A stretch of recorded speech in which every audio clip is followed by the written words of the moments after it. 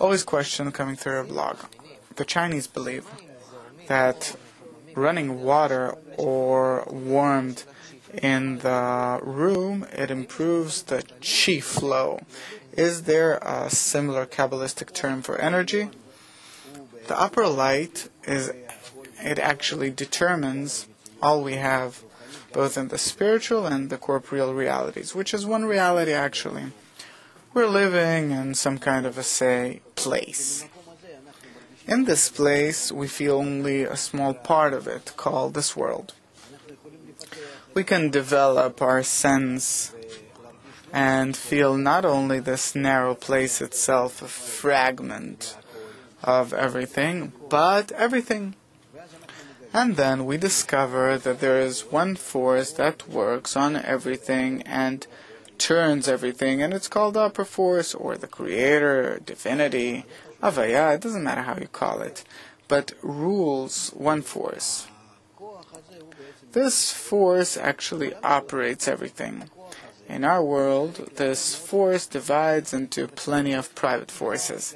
Mechanics, physics, chemistry, all these forces that we discover by science, which are eventually one force, but we, having the ability to inquire in different forms, we can tile sciences into the one science of nature, and therefore it seems to us as different forces.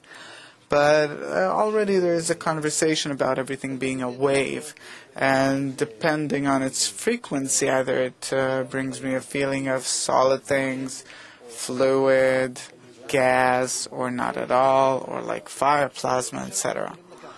It's like we can take water, which is fluid, and cool it down, and we'll have solid ice, and the opposite, to heat it up, gas, and then there will be fumes, gas, till it disappears. If we'll take this water once again from the air, what we have in the air, the moisture, then again we could make water out of it, and from water, ice. There are things that we feel in our senses, like solid and fluid, and there are things that we don't feel because they also already become like gas and they disappear from our senses, but they exist. This same great gap that we don't feel, it doesn't enter the field of our perception, but it exists. And then the wisdom of Kabbalah, it comes and says, you want to discover it? You have to discover it. Why do you have to? Because otherwise you can't even survive in your life here. You see, no matter how much you try, and you've wasted plenty of forces for thousands of years in this world, and look in what a miserable way you exist. You're incapable of making your life certain, whole, beautiful, neither for yourself or for the children. You don't escape suffering each time. For you to build a nice human society instead of running away from the suffering constantly.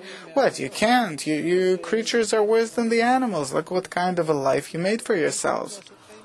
You can make a nice, good life. Calm, nice, content, development, everything for the good. What are you lacking? But we, because we do not know these forces, we do not see where and how it comes to us. Where does this urge come to us? Where does it come to us each time from? Then we don't. Kabbalah, which opens up the second part of reality for it, we understand where does it come from and why. Then I become wise. I understand why and what for each thing exists. I react properly, work correctly, and it brings me to a better state. And not in a day or two, I find out that I got into an even greater problem. And where in this story is the light? Oh, so all in all, we discover the light, this one force that manages us, that works on us, that leads us to a certain goal to discover. So the wisdom of Kabbalah explains to us about it and says, don't waste yourself for your different business in this world. You have to engage in this world in your life. Provide yourself with a normal life that you live. Your children are living, but you have several free hours. You can, in these several hours, to acquire the spiritual world. Then it will give you simply and enlightenment. It will open your eyes. You'll know how to correctly behave, why and what for do all these things happen to you, and how, in general, everything turns. You will be the landlord to your life.